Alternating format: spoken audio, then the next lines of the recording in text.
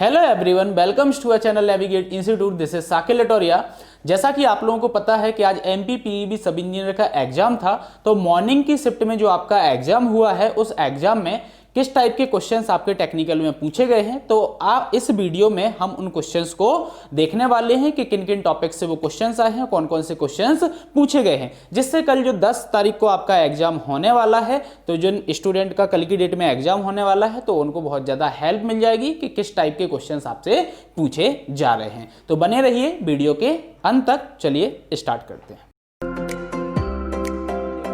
तो it is plot between average rainfall intensity and the duration. अगर आप average rainfall intensity को duration के साथ प्लॉट करते हो तो आपको जो कर्व मिलेगा वो कौन सा कर्व मिलेगा आपको? Intensity duration frequency.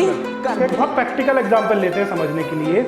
जब कभी भी आप सॉइल को हाथों के बीच में रब करेंगे और आपको फ्रिक्शन क्रिएट हो, फ्रिक्शन लगे, घर्षण लगे, कुछ इस तरीके का आपको क्रिएट हो, इट मींस एक पार्टिकल दूसरे पार्टिकल के साथ कोई एंगल बना रहा है और वो एंगल जो है दैट इज इंटरनल एंगल। और तो इसीलिए जो मालवा का पठार है, हमारे मालवा का पठार जो मध्य प्रदेश के मध्य में है, तो मालवा के पठार में सबसे ज्यादा जो है गेहूं का उत्पादन होता है। किस कारण से जनरेट होती है? स्ट्रेसेस जो जनरेट होती है वो किस कारण से जनरेट होती है कि जो एक्सटर्नल फोर्स है उसके कारण जो रेजिस्टेंस आता है, रेजिस्टिंग फोर्स आता है उसके कारण। तो आपसे पूछा गया था आज के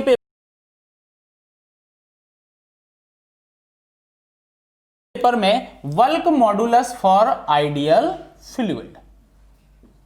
ठीक है, तो work modulus for ideal fluid, ये आपसे क्वेश्चन आया हुआ था आज के एग्जाम में आपके। नेक्स्ट आपका क्वेश्चन आया था, एक न्यूमेरिकल आया था। न्यूमेरिकल आपसे पूछा गया था, किस पर बेस्ड था आपका numerical? Fluid flow in pipe. Pipe में जो आपका फ्लूइड फ्लो होता है इस पर बेस्ड आपसे क्या पूछा गया था? एक न्यूमेरिकल पूछा गया था। नेक्स्ट यहां पे क्वेश्चन आया था, एक टी सेक्शन के रिगार्डिंग आपको डेटा दिया गया था। टी सेक्शन का आपको डेटा दिया गया था और आपको क्या फाइंड आउट करना था? डेप्थ को फाइंड आउट करना था। ठीक है, तो इस टॉपिक पर भी आपसे क्वेश्चन पूछा गया था, टी सेक्शन, जिसमें आपको क्या फाइंड आउट करना था? डेप्थ को फाइंड आउट करना था। क्लियर। नेक्स्ट क्वेश्चन आपसे पूछा गया था water storage structure. Clear, options दिए गए थे, आपको बताना था ये वाटर स्टोरेज स्ट्रक्चर्स। ठीक है, तो एक आपका ये टॉपिक मैंने ले लिया है कि वाटर स्टोरेज स्ट्रक्चर पर आपसे एक क्वेश्चन पूछा गया है। नेक्स्ट अगर हम बात करें तो ओरिफिस जो हमारा होता है, क्लियर, तो ओरिफिस के बेसिस पर जो फ्लूइड में आपका होता है ओरिफिस, तो ओरिफिस के बेसिस पर आपसे एक न्यूमेरिकल भी पूछा गया है। ठीक है, आज जो एग्जाम हो चुका है आपका फर्स्ट शिफ्ट में, तो उसमें ओरिफिस पर बेस्ड एक न्यूमेरिकल भी आपका आया हुआ है। नेक्स्ट आपसे पूछा गया है मैग्नेटिक डिक्लाइनेशन। क्लियर, ये आपसे क्वेश्चन पूछा गया था।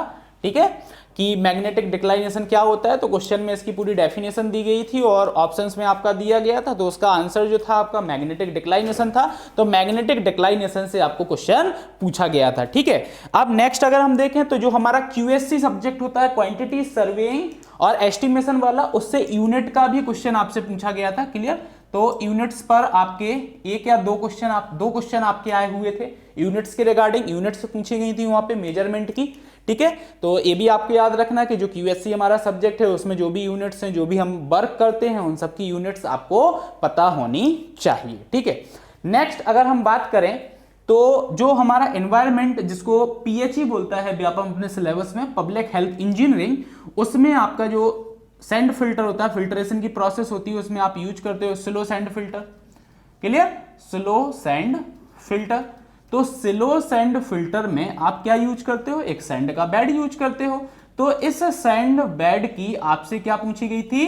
डेप्थ पूछी गई थी। क्या पूछी गई थी? डेप्थ पूछी गई थी कि स्लो सैंड फिल्टर में जो हम सैंड बेड यूज करते हैं उसकी डेप्थ कितनी होती है। ऑप्शंस दिए गए थे और ऑप्शंस में आपको बताना था डेप्थ का। तो ये आपसे पूछा गया एनवायरनमेंट में। नेक्स्ट देखते हैं और क्या पूछा गया है।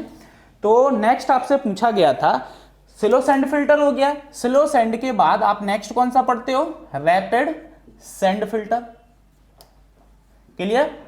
फिर इसके अलावा एक और आपने पढ़ा होगा प्रेशर फिल्टर, ठीक है। तो इन दोनों के बीच में आपसे क्या किया गया था उसने क्वेश्चन में, कंपैरिजन आपसे पूछा था। क्या पूछा था, कंपैरिजन, कि इन दोनों में बैक्टीरिया को रिमूव करने में, क्लियर, किसको, बैक्टीरिया को रिमूव करने में कौन सा ज्यादा इफिशिएंट है। इस टाइप का ये क्वेश्चन आपसे पूछा गया था इन दोनों के बीच में कंपैरिजन का, ठीक है। तो ये भी आपको एक बार देख लेना है, कल जो एग्जाम देने वाले हैं, ठीक है। तो एक आपका ये भी हो गया। नेक्स्ट, अब उसने क्या किया, नेक्स्ट क्वेश्चन आपसे पूछा था कि एक ब्रिज की इमेज आपको देके रखी हुई थी, क्लियर, ब्रिज की इमेज देके रखी हुई थी और आपसे पूछा गया था कि ये किस टाइप का ब्रिज है, ठीक है, किस टाइप का ब्रिज है। तो जनरली आज जो एग्जाम हुआ है उसमें ऐसे क्वेश्चन आपसे दो पूछे गए थे, एक तो ब्रिज की इमेज थी और एक जो आपका डिस्ट्रीब्यूशन सिस्टम होता है, सीवर लाइन जो हम डालते हैं तो उसमें कौन सा, तो उसने पूरा का पूरा उसका सीवर लाइन का डिस्ट्रीब्यूशन सिस्टम का डायग्राम डाल के रखा हुआ था और पूछा था इसमें कौन सा सिस्टम यूज किया गया है। तो इमेज पर बेस्ड दो क्वेश्चन आपसे पूछे गए थे, ठीक है। तो ये भी आपको याद रखना है, ठीक है, इमेज के क्वेश्चंस भी आए हुए हैं। नेक्स्ट, आप रेलवे इंजीनियरिंग जो हमारा होता है सब्जेक्ट, उसमें हम नंबर ऑफ स्लीपर्स को काउंट करते हैं पर रेल लेंथ, क्लियर। तो नेक्स्ट क्वेश्चन आपसे पूछा गया था स्लीपर डेंसिटी के बेसिस पर, स्लीपर डेंसिटी क्या होती है, ठीक है। तो नेक्स्ट स्लीपर डेंसिटी हो गया, बेसिक सा क्वेश्चन आया था, थ्योरेटिकली बहुत सिंपल था, ठीक है। नेक्स्ट, सीवर डिजाइन में कौन सा फॉर्मूला यूज किया जाता है, कौन सा फॉर्मूला यूज नहीं किया जाता है, इस पर बेस्ड भी आपसे क्वेश्चन पूछा गया है, ठीक है। तो सीवर डिजाइन में कौन कौन से फॉर्मूले यूज होते हैं, ठीक है, तो वो फॉर्मूले एक बार रिवाइज कर लेना जो कल एग्जाम देने वाले हैं, ठीक है। नेक्स्ट, अगर हम बात करें तो अगर मैं आपसे बोलूं कि मैं कोई एक क्या कर रहा हूं, मल्टी स्टोरी बिल्डिंग को बना रहा हूं, किसको बना रहा हूं, मल्टी स्टोरी बिल्डिंग को बना रहा हूं, तो इस मल्टी स्टोरी बिल्डिंग का एस्टिमेशन अगर हमें करना है, क्या करना है, एस्टिमेशन करना है, तो इसमें कौन सी मेथड यूज की जाएगी। तो एक क्वेश्चन आपसे पूछा गया था कि मल्टी स्टोरी बिल्डिंग के लिए एस्टिमेशन हम किस मेथड से करेंगे। तो ये क्वेश्चन भी आपका आज की एग्जाम में पूछा गया है फर्स्ट शिफ्ट में, ठीक है। नेक्स्ट देखते हैं, ये हमारा किसका हो गया, एस्टिमेशन का हो गया, क्या एस्टिमेशन से मल्टी स्टोरी में एस्टिमेशन की मेथड से, तो एक बार आप रिवाइज कर लेना, ठीक है। नेक्स्ट, आरसीसी में आपसे एक सिंपल सा एमयू लिम का फॉर्मूला पूछा गया था, ऑप्शंस में फॉर्मूले दिए गए थे, ठीक है। तो आपको ये पता होना चाहिए एमयू लिम, लिमिटिंग मूवमेंट का फॉर्मूला क्या होता है, तो इससे रिगार्डिंग भी आपका एक क्वेश्चन पूछा गया था। नेक्स्ट, अगर हम देखें तो जैसे हम क्या बनाते हैं, रोड बनाते हैं, हाईवे को डिजाइन करते हैं, तो क्या होता है आपका, उसमें आपको सब बेस बनाना है, क्लियर, बेस कोर्स बनाना है, ठीक है। तो सब बेस हुआ, बेस कोर्स हुआ, इसके रिगार्डिंग इसमें आपसे क्या पूछा गया था, स्टेबिलिटी क्राइटेरिया आपसे पूछा गया था, क्लियर, इसका स्टेबिलिटी क्राइटेरिया। तो ऑप्शंस दिए गए थे, उसमें आपको टिक करना था। तो ये आपसे स्टेबिलिटी क्राइटेरिया पूछा गया है, सब बेस और बेस कोर्स, ये ट्रांसपोर्टेशन का आपका टॉपिक है, ठीक है। नेक्स्ट, आपसे पूछा गया था सर्वेइंग में प्रिलिमिनरी सर्वे। तो प्रिलिमिनरी सर्वे में आप क्या करते हो, वर्क क्या होता है इसमें, तो इसके रिगार्डिंग आपसे क्वेश्चन पूछा गया था। तो जितने भी सर्वे आपने स्टार्टिंग में क्लासिफिकेशन ऑफ द सर्वे हैं, वो सारे के सारे सर्वे आपको पढ़ लेना है। सर्वे से अच्छे क्वेश्चंस यहाँ पे पूछे गए थे, अच्छा वेटेज था सर्वेइंग का। नेक्स्ट, अगर हम टॉपिक की बात करें तो नेक्स्ट आपसे जो क्वेश्चन पूछा गया है, कैनाल रेगुलेशन वर्क से आपको क्वेश्चन पूछा गया है, ठीक है, कैनाल रेगुलेशन वर्क। तो एक बार रिवाइज कर लेना इसको, ठीक है। नेक्स्ट, जैसे आरसीसी होता है, आरसीसी में आप स्ट्रेस स्ट्रेन का डायग्राम बनाते हो, तो वहां पे क्या क्रशिंग स्ट्रेन वगैरह आप निकालते हो, तो कंक्रीट का कितना क्रशिंग स्ट्रेन होता है, ठीक है। तो इस पर भी क्वेश्चन आपसे पूछा गया है, ठीक है, क्रशिंग स्ट्रेन ऑफ कंक्रीट, ठीक। तो इस पर भी क्वेश्चन पूछा गया है आपसे। नेक्स्ट, जो अभी मैंने आपका बताया था कि जो हम सीवर लाइन डालते हैं, क्लियर, जो हम क्या करते हैं सी बार लाइन डालते हैं। तो इसमें जो सिस्टम आपका यूज होता है वो सिस्टम का पूछा गया था, इमेज दी गई थी, डेड एंड सिस्टम होता है आपका, ठीक है। तो इस टाइप के सिस्टम्स आए हुए थे, तो सी बार लाइन के जो सिस्टम्स होते हैं वो आप एक बार देख लेना। नेक्स्ट अगर हम बात करें तो जैसे हम कोई बिल्डिंग को कंस्ट्रक्ट कर रहे हैं तो उसमें क्या करते हैं, सैनिटरी वर्क करते हैं। तो सैनिटरी वर्क जो आपका होता है, ये भी आपका क्यूएससी का टॉपिक है। सैनिटरी जो वर्क आपका होता है, तो ओवरऑल कॉस्ट की अगर हम बात करें उस बिल्डिंग प्रोजेक्ट की, तो उस ओवरऑल प्रोजेक्ट में सैनिटरी वर्क के लिए कितनी कॉस्ट आपकी सैंक्शन की गई है, ठीक है। तो ये एक क्वेश्चन पूछा गया था, सैनिटरी वर्क कॉस्ट के रिगार्डिंग आपका एक क्वेश्चन आया हुआ था, ठीक। नेक्स्ट देखते हैं। तो नेक्स्ट अब आपका जो क्या होता है ऑफसेट। अब ऑफसेट सर्वेइंग की बात यहां पे आ गई है, ठीक है। ऑफसेट आप एक तो ऑब्लिक होता है, एक आपका परपेंडिकुलर होता है। तो ऑफसेट को आप कैसे मेजर करते हो, तो ऑफसेट को मेजर करने के डिवाइस के बारे में आपसे क्वेश्चन पूछा गया था। मेजरमेंट डिवाइस, ठीक है। तो ऑफसेट के लिए जैसे आपका फ्रेंच क्रॉस स्टाफ होता है, ओपन स्टाफ होता है, ठीक है। तो ये चीज आपको याद रखना है कि ऑफसेट हम कैसे मेजर करते हैं, इस पर बेस्ड भी क्वेश्चन आपसे पूछा गया था, क्लियर। नेक्स्ट आरसीसी में आपने देखा होगा मॉड्यूलर रेशियो। तो मॉड्यूलर रेशियो का फॉर्मूला आपसे पूछा गया था, थ्योरेटिकली टर्म में था, रेशियो के फॉर्म में। तो मॉड्यूलर रेशियो का भी फॉर्मूला आपसे पूछा गया है।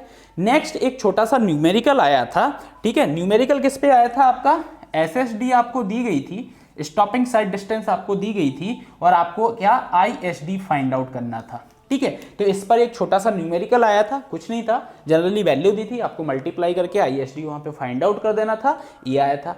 अब जैसे हमारा जो कॉन्क्रीट होता है, क्लियर। तो कॉन्क्रीट में कौन कौन से रिपेयरिंग वर्क होते हैं, कॉन्क्रीट में कौन कौन से रिपेयरिंग वर्क होते हैं, क्लियर। तो रिपेयरिंग वर्क के बेसिस पे भी आपसे क्वेश्चन पूछा गया है, एक क्वेश्चन आया था आपका, ठीक है। सॉइल की अगर हम बात करें तो कॉम्पैक्शंस आपको दिया गया था कि कॉम्पैक्शंस कितना किया जा रहा है, इसके बेसिस पर आपको गामा डी फाइंड आउट करना था, ड्राई डेंसिटी को फाइंड आउट करना था, ठीक है। तो ड्राई डेंसिटी के जो फॉर्मूले होते हैं कॉम्पैक्शन के बेस्ड, तो आप एक बार फॉर्मूले सारे देख लेना।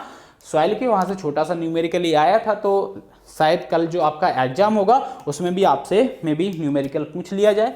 नेक्स्ट हमारा जो अर्दन डैम होता है, जो अर्दन डैम होता है, इसमें आपने देखा होगा एक फ्रीएटिक लाइन, क्लियर।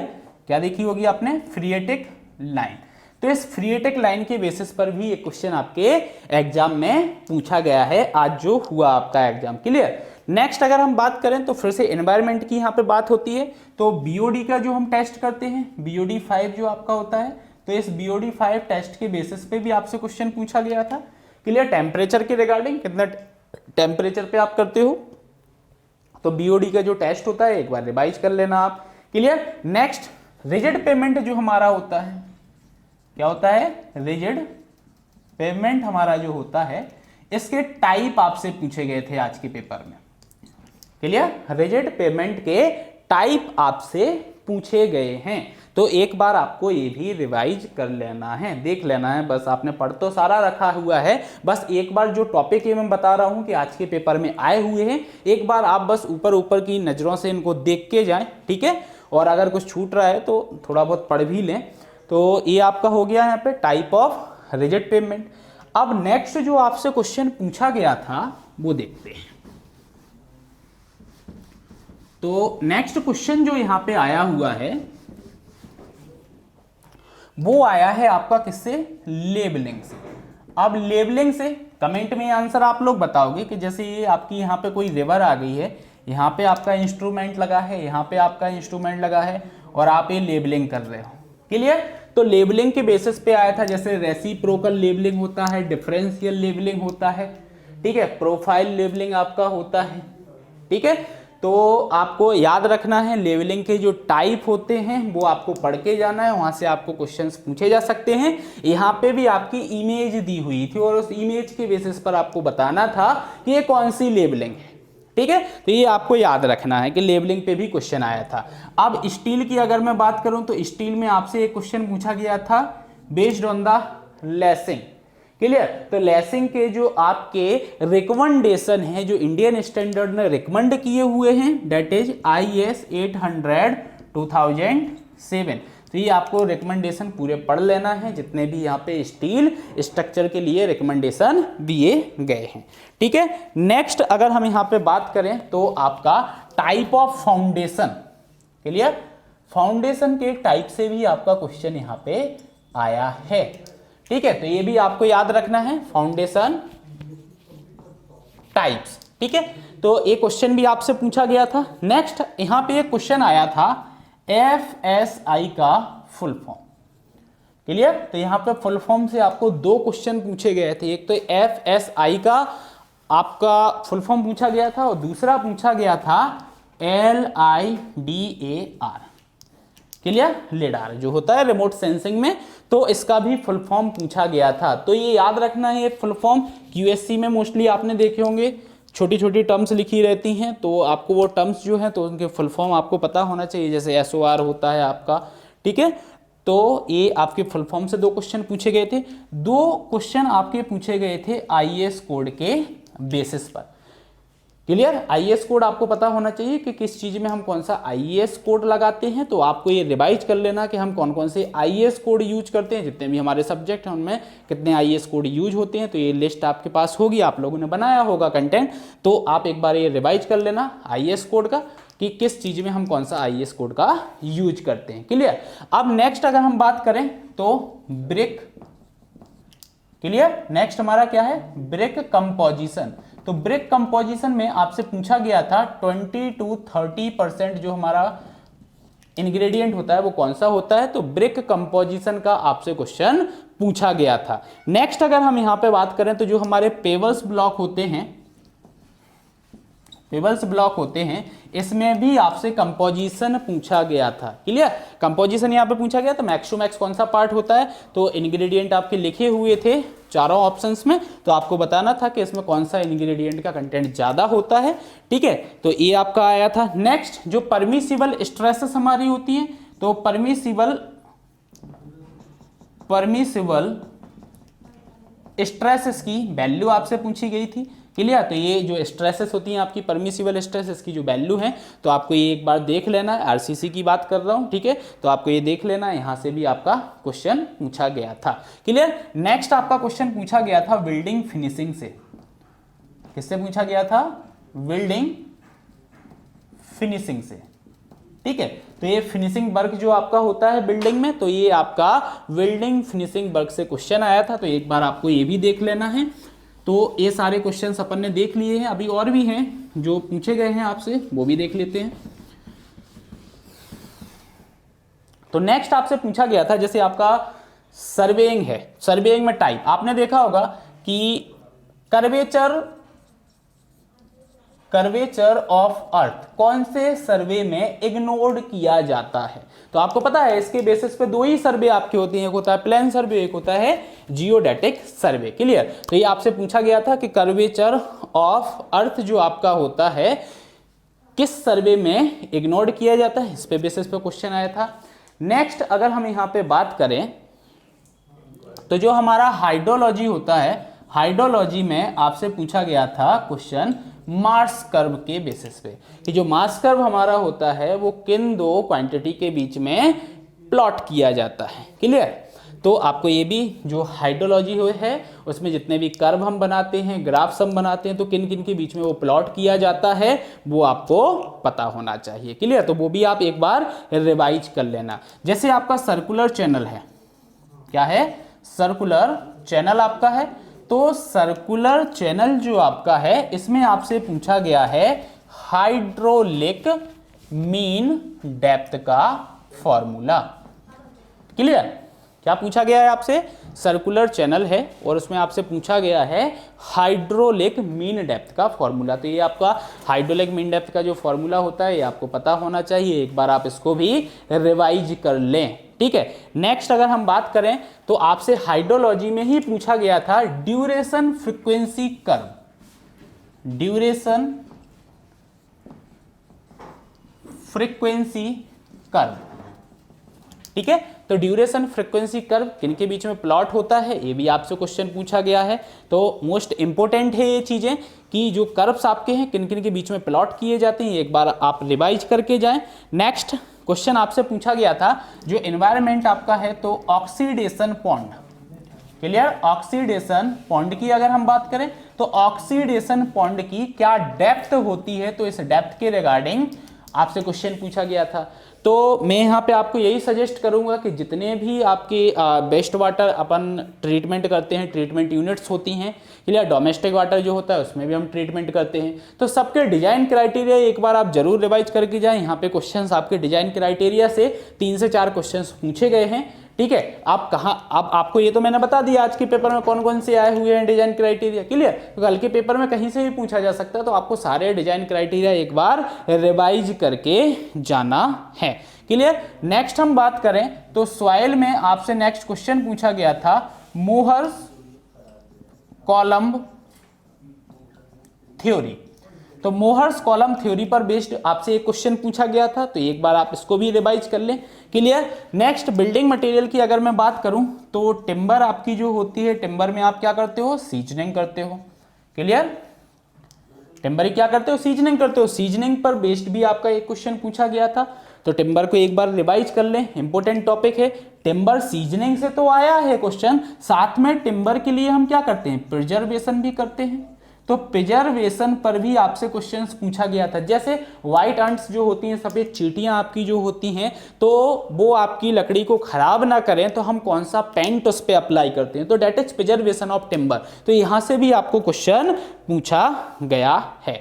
नेक्स्ट इरिगेशन की अगर मैं बात करूं तो जैसे आपसे क्वेश्चन एक जनरली पूछा जाता है, अगर आपने गुप्ता एंड गुप्ता को सॉल्व किया या किसी भी बुक को सॉल्व किया हो, तो आपसे पूछा जाता है कि फ्यू सेंटीमीटर अगर आपकी क्रॉप की ग्रोथ हो जाती है तो जो वाटरिंग हम वहां पे करते हैं, क्लियर। तो जो वाटरिंग की यहां पे हम बात कर रहे हैं, और वाटरिंग में कब बोल रहा हूं, few centimetre growth of crop. इस टाइम पे जो वाटरिंग की जाती है उस वाटरिंग को क्या बोला जाता है, भाई क्वेश्चन आपके एग्जाम में आज आया हुआ है, क्लियर। नेक्स्ट क्वेश्चन आपसे पूछा गया है कि जो हमारा बेंचुरी मीटर होता है, बेंचुरी मीटर क्या मेजर करता है, क्लियर।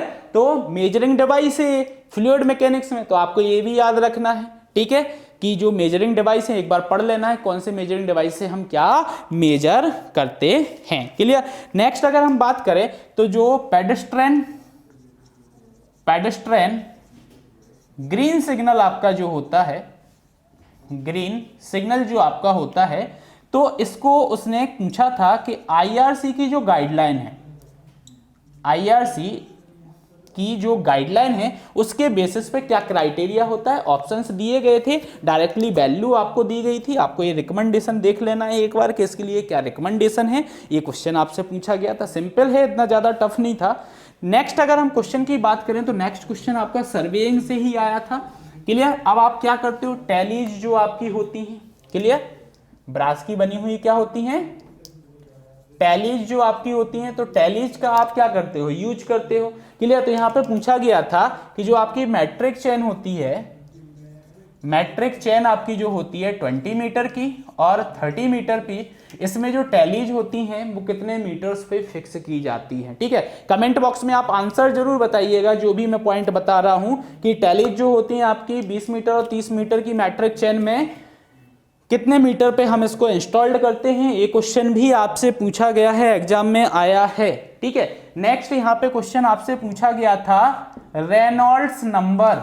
रेनॉल्ड्स नंबर के बेसिस पर आपको पता है हम लेमिनार और टर्बुलेंट फ्लो को कैटेगराइज करते हैं, क्लियर। तो यहाँ पे लेमिनार के लिए पूछा गया था कि कितना रेनॉल्ड नंबर होना चाहिए, तो एक बार ये आप देख लेना, ठीक है। रेनॉल्ड नंबर कितना होता है लेमिनार के लिए एंड टर्बुलेंट फ्लो के लिए, क्लियर। अब जैसे अब अगर ऐसा होता है कि सीवर लाइन आपकी डली हुई है, सीवर लाइन में सीवेज वगैरह है, तो सीवेज को कैसे हम डिस्चार्ज करते हैं, तो कौन सा इक्विपमेंट हम यूज करते हैं, तो सीवेज डिस्चार्ज इक्विपमेंट बेस्ड भी यहाँ पे क्वेश्चंस पूछा गया है आपसे।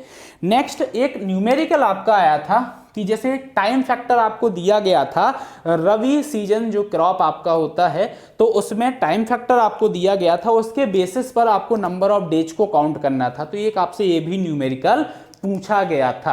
क्लियर। एक दो क्वेश्चन और आपके आईएएस कोड पे आए थे, जैसे इलेक्ट्रोड वगैरह जो आपके होते हैं तो कौन से आईएएस कोड के रेफरेंस से लिए जाते हैं, ठीक है, तो वो क्वेश्चन भी आया हुआ था।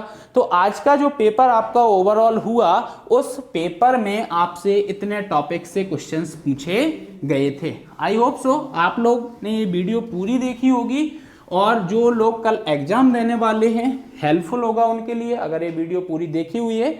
जैसा कि आप लोगों को पता है कि कल भी हमारे चैनल पे एक वीडियो आई थी जिसमें हमने लास्ट नाइट स्ट्रेटजी भी दिया हुआ था, उसमें इंपॉर्टेंट टॉपिक दिए हुए थे कि ये टॉपिक्स को आप रिवाइज करके जाएं, ठीक है। तो रिवीजन आपने अगर उन टॉपिक्स का किया होगा तो ऑलमोस्ट उन्हीं टॉपिक्स से आपके क्वेश्चंस पूछे गए थे। क्लियर। एक क्वेश्चन और आपसे पूछा गया था आज की एग्जाम में, वो पूछा गया था कि जो हमारी ब्रिक मैसोनरी होती है, क्या होती है, ब्रिक मैसोनरी जो हमारी होती है, इसमें हम कौन कौन से बॉन्ड को यूज करते हैं। जैसे स्ट्रेचर बॉन्ड होता है, हेडर बॉन्ड होता है, फ्लैमिश बॉन्ड होता है, इंग्लिश बॉन्ड होता है, तो इस पर बेस्ड भी आपका क्वेश्चन पूछा गया था।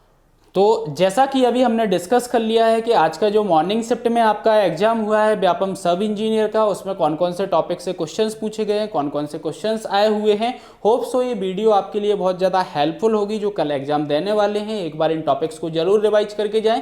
इसके पहले हमारे चैनल पर एक और वीडियो आई थी लास्ट नाइट स्ट्रेटजी के लिए, उसमें भी हमने इंपॉर्टेंट टॉपिक्स बताए हुए थे कि आप ये टॉपिक्स रिवाइज करके जाएँ, यहाँ से क्वेश्चन आपके आएंगे एग्जाम में और वहाँ से क्वेश्चन आपके बहुत सारे पूछे गए हैं, ठीक है। तो जिन्होंने वो वीडियो नहीं देखी है वो वीडियो को जरूर देखें। और जो अभी क्वेश्चंस की हमने बात की है इस वीडियो में कि कौन कौन से क्वेश्चंस टॉपिक से आए हुए हैं, तो वो टॉपिक्स को आप जरूर रिवाइज करके जाएं, ठीक है। और हमारा जो एमपीपीएससी असिस्टेंट इंजीनियर का है तो 15 दिसंबर से वो लाइव बैच स्टार्ट हो रहा है।